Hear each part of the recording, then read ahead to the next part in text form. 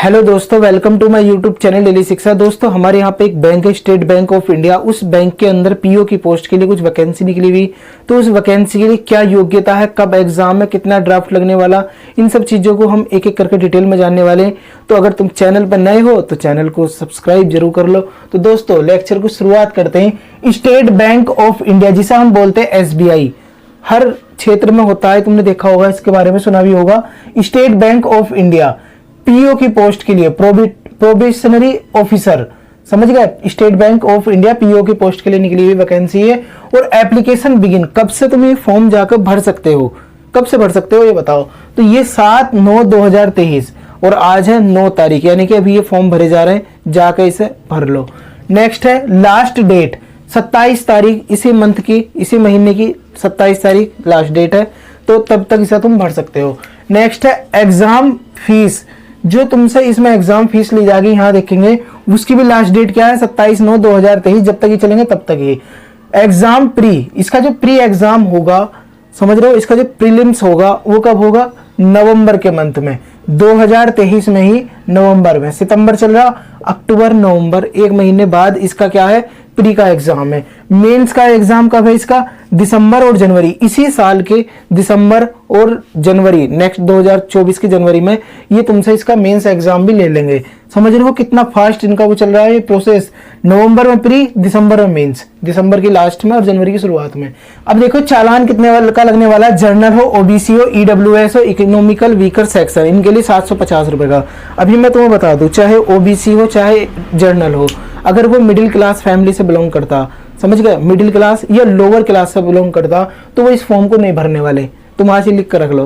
क्यों? क्योंकि इतनी ज्यादा इनके द्वारा चालान कर दिया गया, इतना ज्यादा इनके द्वारा ये ड्राफ्ट रख दिया गया, वो इसे देख कर फॉर्म को भरने वाले ही नहीं है। क्योंकि 750 ये होगा, लगभग 50-60 रुपए भरने वाला लेगा, तो 800 रुपए तो यही हो गए उनके। और तुम समझने की कोशिश करो, तुमने अधिकांश बैंक में जो देखे होंगे वे थोड़ा सा अपर फैमिली, यानी कि थोड़ा सा रिच फैमिली से निकल कर आते हैं, अमीर फैमिली से निकल कर आते हैं। क्यों? क्योंकि इनके द्वारा जो चालान रखा जाता है ना, ये जो शुरुआती प्रोसेस होता, इतना ज्यादा ड्राफ्ट रख देते हैं, जो मतलब मिडिल क्लास है, जैसे मेरे जैसे लोग हैं, वो इसे नहीं भर पाते। क्यों? इतना सारा चालान कहाँ से देंगे। जैसे अगर तुम देख लो एसएससी का है ना, एसएससी में 100 रुपए रहते हैं। जो स्टेट के एग्जाम होते हैं उनमें भी 100, किसी में 125 इस तरीके से रहता है, वो झेल लेते हैं।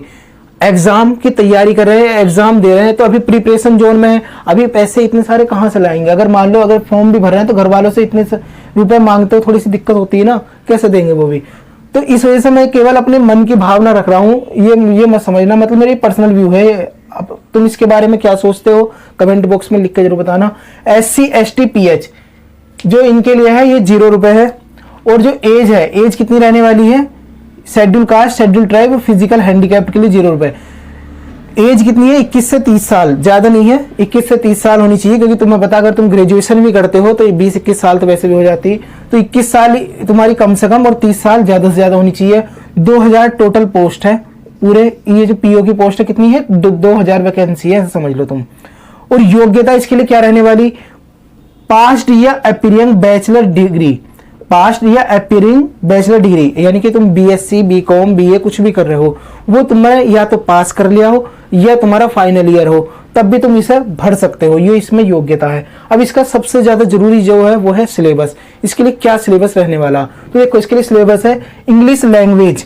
इंग्लिश जब पेपर होगा, इसका प्री की बात कर रहा हूं केवल मैं भी, जो इसका प्री का एग्जाम होगा उसमें क्या पूछा जाने वाला, इंग्लिश लैंग्वेज होगी, 30 क्वेश्चन होंगे और 20 मिनट के।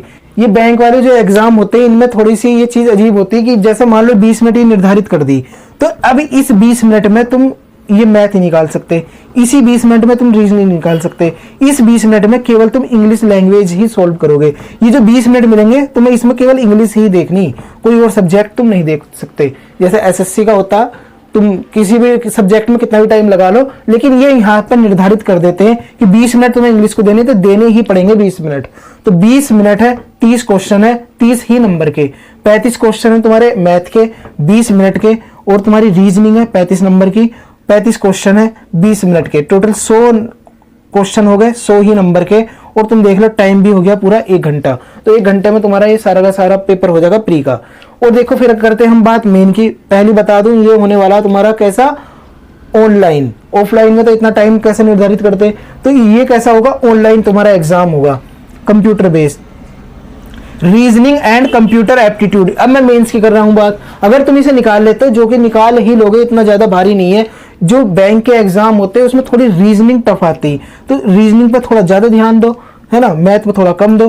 तो अगर तुम रीजनिंग को अच्छा कर लेते हो अपना, तो इस एग्जाम को निकाल कर ले जाओगे। Reasoning and computer aptitude 40 question होंगे 50 नंबर के, समझ रहे हो। जो तुम्हारा मेंस होगा उसकी बात कर रहा हूं, reasoning and computer aptitude 40 question 50 number के। डाटा एनालिसिस एंड इंटरप्रिटेशन ये 30 क्वेश्चन होंगे 50 नंबर के। इसमें थोड़ा सा अलग चल रहा है, देखो 30 क्वेश्चन 50 नंबर के।